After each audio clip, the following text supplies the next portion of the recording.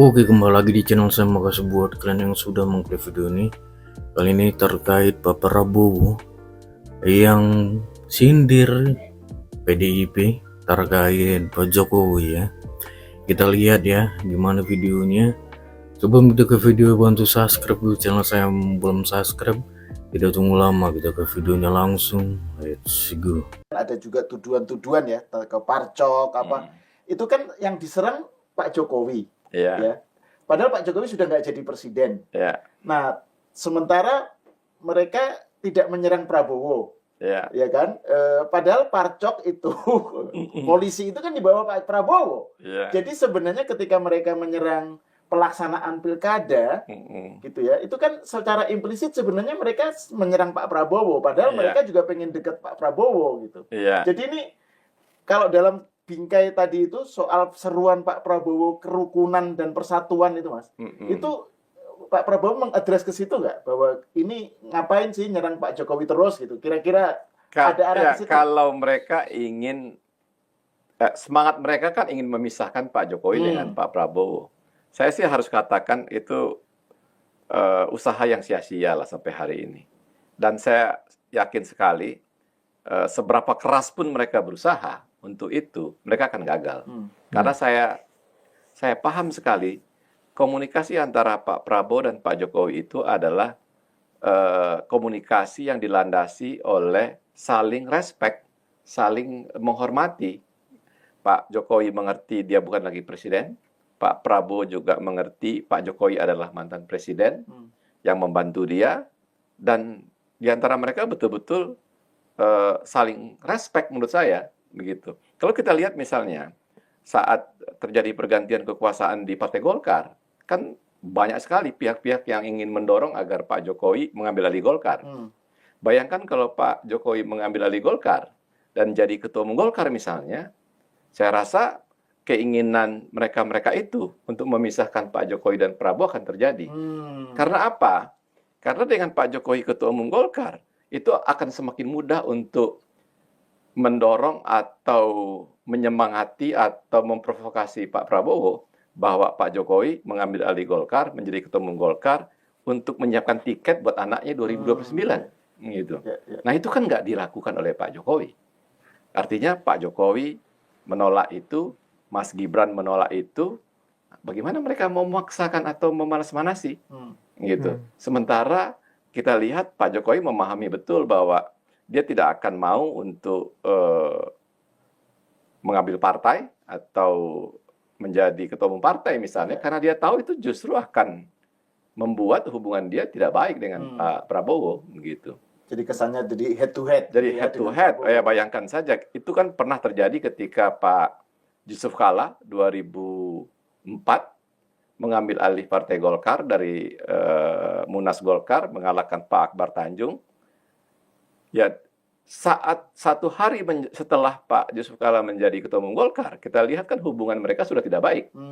Dan terkonfirmasi pada saat pemilu berikutnya, Pak Yusuf Kalla nggak diajak lagi sebagai cawapres. Karena itu kemudian kita ketemu Pak Budiono menjadi cawapresnya Pak SBY begitu. Nah, jadi yang kayak gini-begini aja Pak Jokowi menurut saya memahami bahwa dia nggak akan memberikan amunisi buat pihak-pihak yang ingin memecah belah mereka itu, gitu, dengan cara ya tidak mau dia untuk dipaksakan menjadi ketua umum Partai Golkar atau partai yang lain begitu.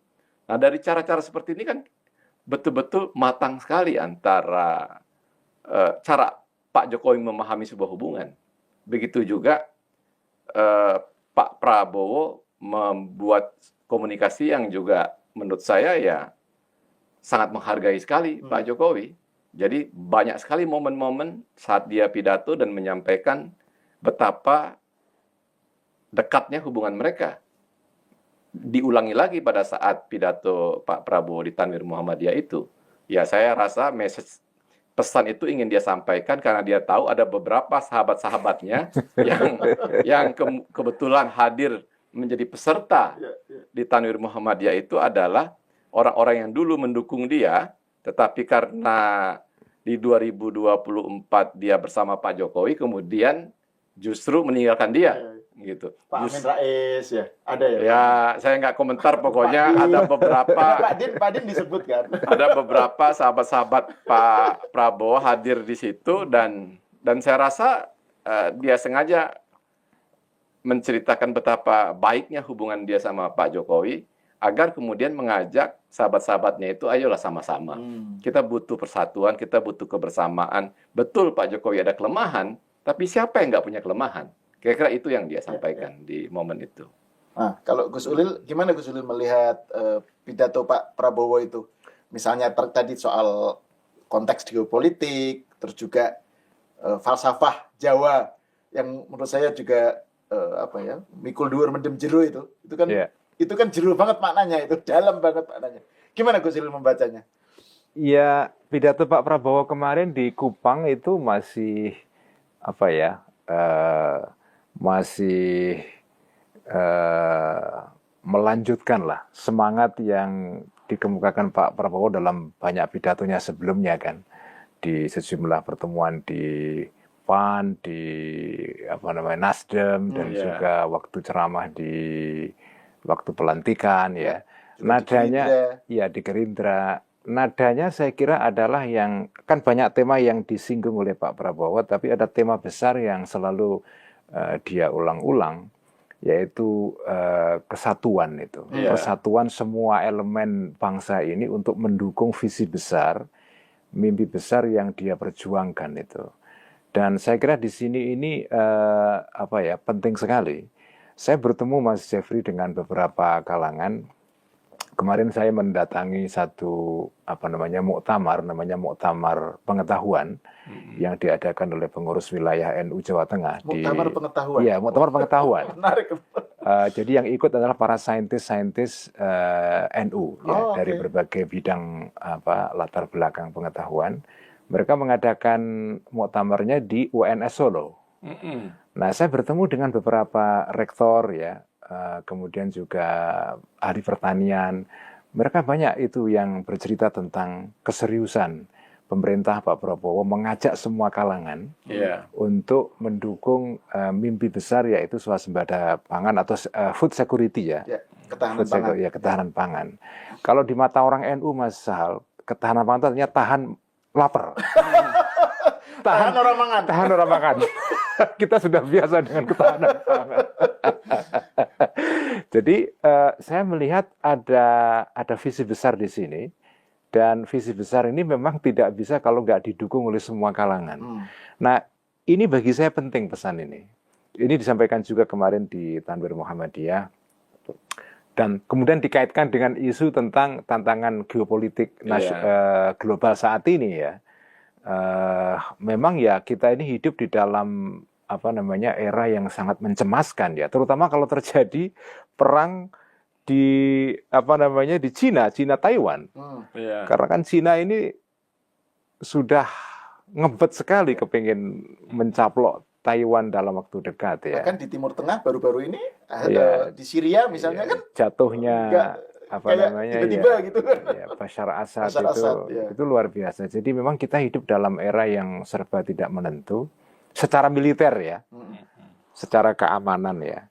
Dan beruntung sekali kita sekarang dipimpin oleh presiden yang punya concern dan passion besar untuk masalah geopolitik dan keamanan itu. Jadi pidato Pak Prabowo itu secara umum. Iya, pertama paling jelas ya, Pak Prabowo itu menyampaikan bahwa tentang dunia hari ini nggak bisa kita pandang sebagai biasa-biasa saja, karena peperangan yang terjadi kayaknya jauh itu di Ukraina misalnya atau di Gaza misalnya, itu nggak akan berimbas ke kita. Sebenarnya sudah berimbas ke kita. Sekarang ini misalnya bahan makanan menjadi lebih mahal dibanding sebelum peperangan. Dan bayangkan kalau peperangan itu berlanjut terus, sekarang sudah lebih dari 3 tahun, dan lebih meluas daripada yang ada dari hari ini. Itu kan pasti akan berimbas ke kita. Kita memang negara non-blok, mungkin saja kita nggak akan ikut dalam peperangan. Tetapi kalau perang modern, sampai misalnya menggunakan peluru antar benua, antar yang jarak jauh seperti itu, kalau nyasar ke kita bagaimana? Gitu. Jadi bahwa kita harus mawas diri dengan situasi hari ini itu disampaikan oleh Pak Prabowo. Karena itulah kemudian Pak Prabowo menekankan betapa pentingnya persatuan Ya, betul. di negara kita hari ini gitu. Jadi di situ juga Pak Prabowo menyampaikan bahwa mengapa kita harus saling meniadakan, saling mengecilkan, padahal kita butuh persatuan ini, gitu. Dan beliau juga menyampaikan tidak ada yang sempurna, semua pemimpin kita juga punya kelemahan, ada juga kelebihan. Begitupun juga dia juga mengakui, Pak Prabowo juga mengakui bahwa saya pun katanya juga punya kelemahan-kelemahan juga, begitu. Nah, karena itulah kemudian dia mengajak di momen itu agar kita bersatu dan persatuan itu menjadi jauh lebih penting dari segalanya gitu. Karena tantangan Indonesia ke depan ini memerlukan kebersamaan, saling percaya di antara satu dengan yang lain dan meminimalisir perbedaan gitu. Bahwa kita menjalankan negara kita dengan cara demokrasi. Demokrasi itu udah kita terima kok dalam kehidupan sehari-hari. Kita lihat pilkada kita yang lalu misalnya berjalan dengan baik.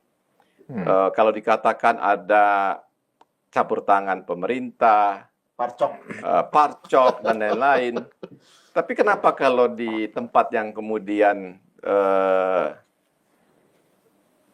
dimenangkan oleh istilahnya si penuduh ini bahwa ada keterlibatan parcok, kenapa di tempat-tempat yang menang dia nggak mempermasalahkan gitu?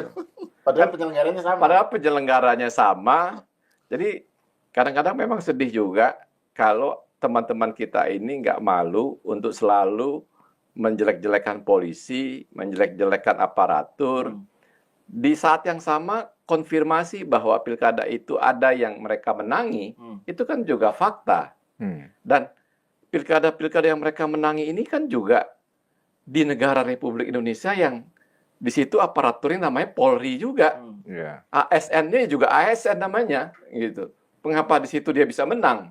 Ya, contoh paling dekat misalnya di Jakarta, dari perhitungan terakhir dimenangkan oleh Pramono Rano.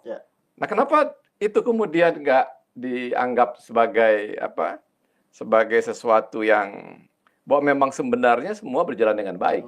Kalau memang satu kandidat bisa menang, ya menang.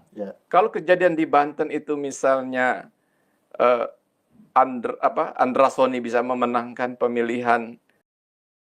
Oh gitu dia videonya, gimana menurut kalian, dan sampai bertemu di video saya selanjutnya.